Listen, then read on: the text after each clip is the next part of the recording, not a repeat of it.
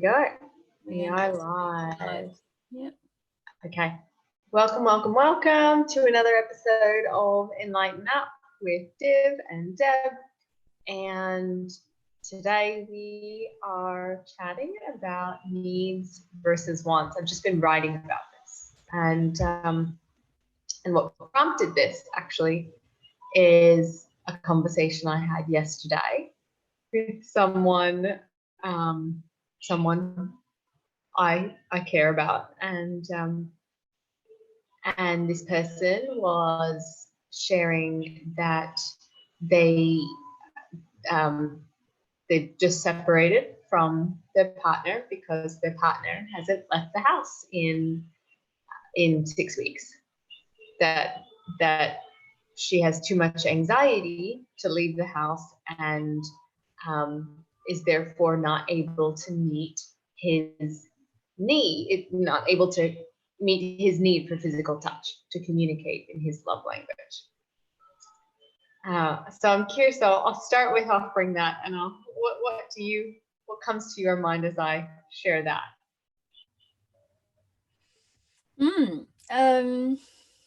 Well, I'm curious to hear how your conversation went. Well, first, I observed in me internally, there was a bit of judgment there that was like, oh, he's thinking about what he's getting from the relationship rather than what he's giving. And I noticed that preference in me, that the kind of penchant for considering what am I giving rather than what am I getting. Mm-hmm. And as we continued to speak, I spoke about my desire for sovereignty and being a sovereign investor. That's what I'm focusing on in this season, in being sovereign in myself and investing deliberately and consciously in those relationships that are will provide gains, let's say, and so there's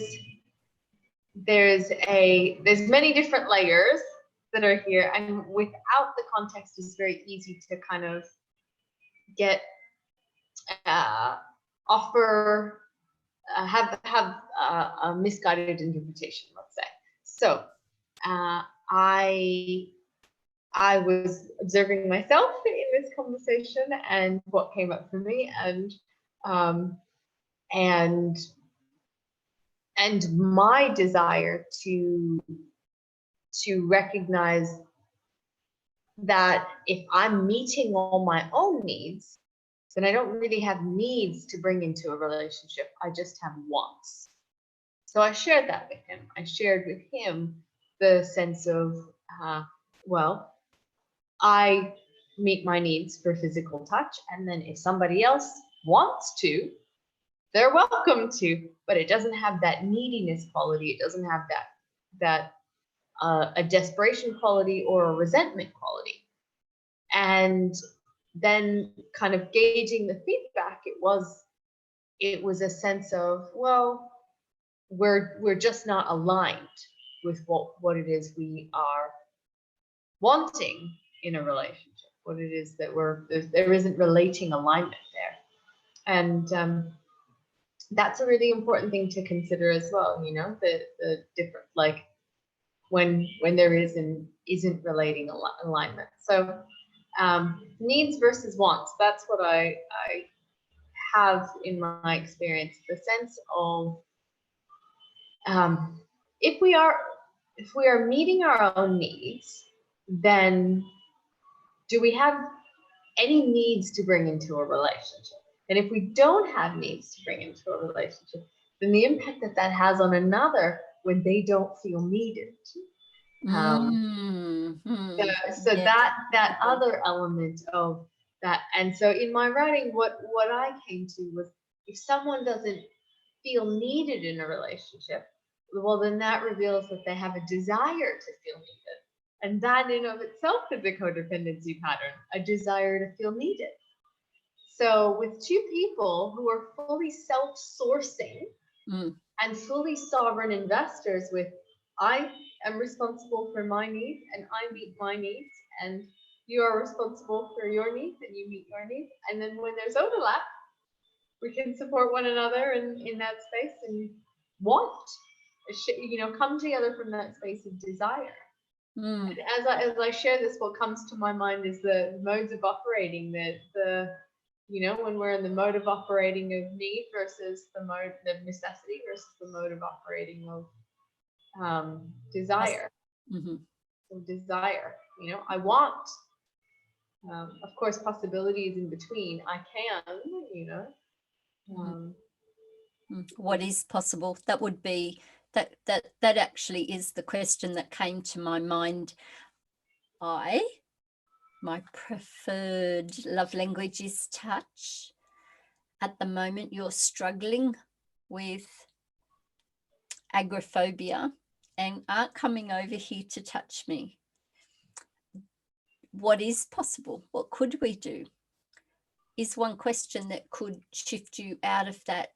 It's very disempowering to feel like you have a need. That's the first brain gear. And there's no way for you to satisfy it because it requires something external. Yeah. And just quickly for our viewers, there are 5 brain gears. You can ask for some more information on it, but basically mode of operative necessity, possibility, desire, determination, and gratitude. And they're like 5 different gears in a car. So there's no best gear, but being in the right gear for the conditions, things just feel absolutely seamless. So that was one thing that came to my mind. Also, as you were explaining, you were reflecting, it's from your perspective, you recognize that it's much more healthy to not have a transactional approach to a relationship. I invest this and what do I get back? What are you going to give me for what I give you?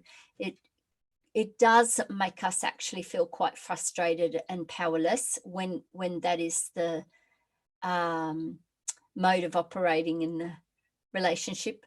Probably if we recognized it's transactional, we wouldn't do it. It might be an unconscious thing and might be frames that we've absorbed from society.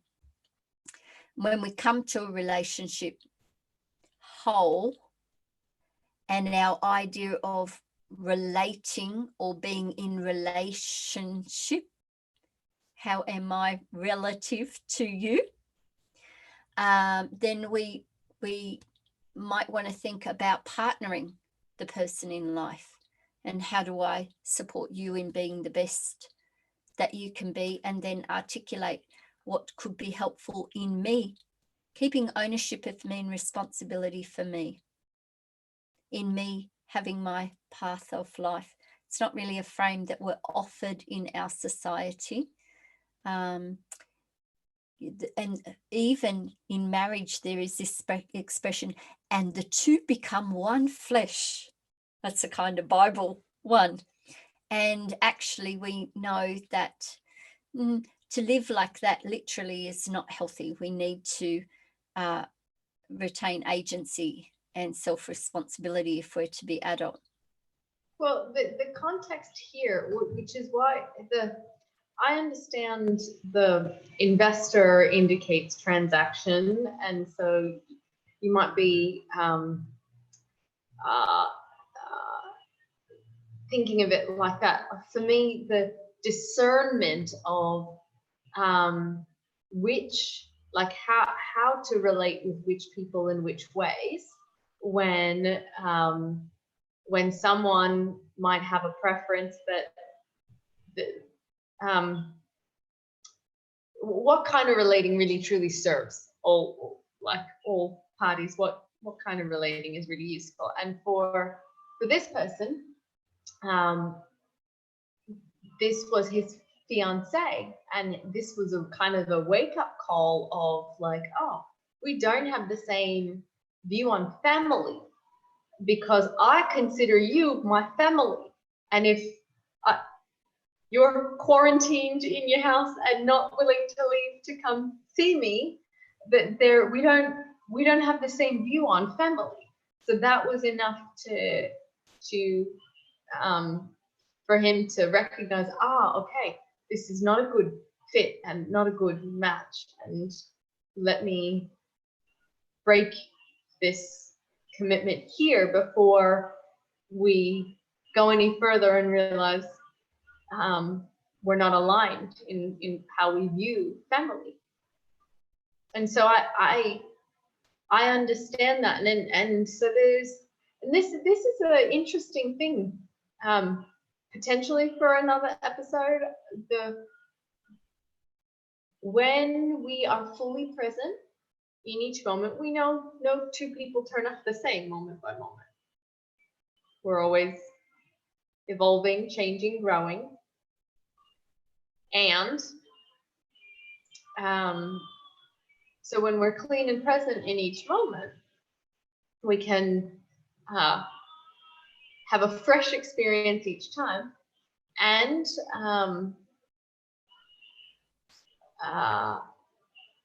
then how to make wise choices about which type of experiences are healthy and wholesome and which type of experiences aren't, right? Because it's equally dysfunctional to not make those choices and say, oh, I'll just let myself, whatever comes, I'll say yes to. We end up in situations that are not always very healthy. And I wonder how many people actually have a conscious conversation and articulate what partnering means to them. I wonder whether people feel some attraction, they've had some lovely times together, they're enjoying one another's company, and being with that person generates within oneself a feeling of a good feeling, and then they feel, I am in love with that person, or are they in love with the feeling that is generated within them? Like, I love how you make me feel. And as you said, we can show up differently from one moment to the next. So the person that we're engaging with at a behavioral level is not going to stay that same person throughout time. And they might not even stay that same person at a behavioral level showing up in the same day. So what is the thing to be looking for that is the essence of the person that will be there consistently through time, regardless of the state they're in the moment, regardless of how they're showing up in the moment? And how do you have a conversation that is a real conscious conversation about what partnering actually means to you, to see if you're on the same page with that? Because that feel-good feeling that from a neuroscience point of view is not going to last very long. It's a trick of our biology to make us want to keep the species going. You know what I'm talking about here. So if we're using that as the basis for going, I love you, and not recognize I love the feeling that I have right now, what's underneath that that's going to be consistent through time to choose an ongoing partnership or commitment with someone in life? Well, yeah, and how do you really determine if you are aligned? Because these two have known each other for years and years, like decades maybe even, and thought we're really well suited, we're really well aligned, we have the same beliefs and we have the same values. And so it is a tricky thing. It is an absolute tricky thing, because you would know, even when we do have a conversation with someone, sometimes they can say things that they believe to be true, which aren't actually true in their they're not actually aligned to that. Right? Their mouth will say the words. Doesn't mean that they're body and being will live that experience. Mm. Yeah. And another thing that's tricky about relationship is even if we're aligned in one moment, we grow and change. And what is important to us in life may be very different when we're 30 or 40 years old or 50 years old than Yes. when we're 20 or 30 years old. And how do we navigate that? But what's come to my mind, as you know, I've been considering adulting and Yeah. relationships quite deeply in meditation over the last period of time. And what came to me in meditation seems a bit harsh, but it's not my words, so don't blame me. I'm not having a go at anyone. But what came to me in meditation was if there is disharmony in a relationship, Yeah. Yeah. because both, not one, both is not taking full responsibility for themselves. Well, yes, I completely, that's exactly what I thought of. And I said, when he said this, I was like, what came to my mind was it only takes one person conscious to have a harmonious relationship. And yet I know from experience, sometimes that harmonious relationship is, I'm better of like, let us separate. That is the harmonious. Sometimes it is. And the second point in this same meditation was, let me take responsibility for the commitment that I made. So I challenged this and said, okay, so if I'm from a human point of view, if I am taking full responsibility for myself, what do I do when I am wanting to do this? And, this is a real thing of contention, because that very thing is the very thing they don't just want me not to do it, but it is a real issue for them. And we can't reconcile this. And so it was the encouragement was, let me check in. What is it that is prompting me to want to do this thing? Is it a deep calling from within that it would be really giving up the truth of who I am to not do it? Or is it a little preference? Or is it I am using it as some kind of tool to go, I'm sovereign and I can do what I want and you can't tell me, or a subtle version of that? If it's really a quiet alignment that this is something I must do regardless of upsetting you, then I will go ahead and do that. And at the same time, I remember my promise and my commitment to partner you. Then it's over to you how you're going to respond to that. And the person may be upset or angry with me, or they may choose to end the relationship. But, so many times in relationships, we'll stand on a hill, die on a hill for a very little thing, and not something that is, I must do this to honor the truth of who I am. Do you get the difference? So I found a lot of wisdom in going, what is really the underlying motivation in wanting or needing to do this thing? And the first thing that came to me when we started this conversation was, if it is touch that I need, if it's having a physical presence there, what do I get from that? Because, as you know, most of the things that we seek to do is so that we generate a certain state. Then I feel loved, or I will feel valued, or some other thing. And what we can do then is have more flexibility around, so this is what I'm really after. The touch is just a way of facilitating that. I can have a conversation of, I'm wanting us to feel close and connected. Let's make sure that we've got a whole range of ways of doing that. How could we do that? That's a level of maturity that isn't there in yet developed in this person, and I'm wanting to honor their reality, because the conversation ended with them hanging up on me when I said, look how cool this is, I can put myself into orgasm by stroking my third eye a couple of times. And it was like, okay, goodbye. That was basically me illustrating, I own my needs. I own my needs. They're mine. I don't give them to anybody else to look after. They're mine. And there's a difference between needs and wants. And how to point that to someone who doesn't yet understand the distinction. Yes, the words are different, but it's an energetic distinction as well, as you well know.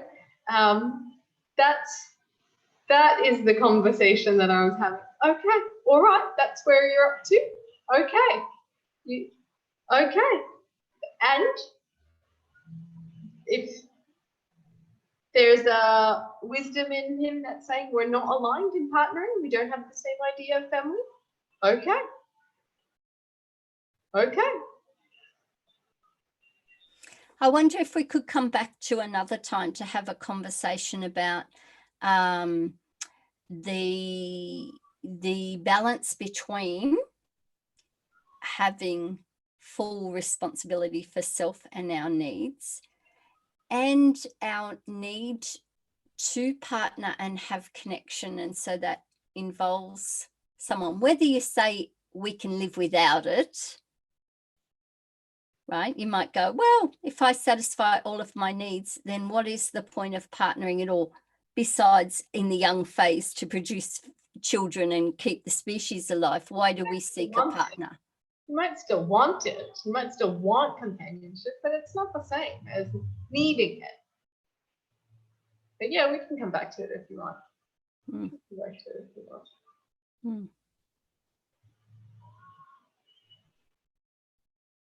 It is in my mind, because it is just a truth that whenever we have to depend upon something external to ourselves, we will have some level of frustration or suffering, because to that degree we are powerless. We've got to, it's hard work to get the world to line up and be how we want it to be. And yet at the same time, we are in relationship to many things within the world and have preferences in relation to that. How do we manage that? That'd be a great conversation for another time, wouldn't you agree? Maybe next week. So thanks for tuning in to today's discussion on wants and needs. Hope that was useful for you. If you want the resource that Deb mentioned on modes of operating our different brain gears, we have a focus sheet on that, and normally our focus sheets are only for those in your Success Code program, but for that one, if you tuned into this, such an important one, I can send you that one. So reach out, pop a comment below if you want that. Such an important resource. I will send you that focus sheet. Yeah, thanks for watching, and give us some feedback if there's anything else you'd like us to discuss or cover next week. And we'll see you on another episode. Bye for now. Bye-bye.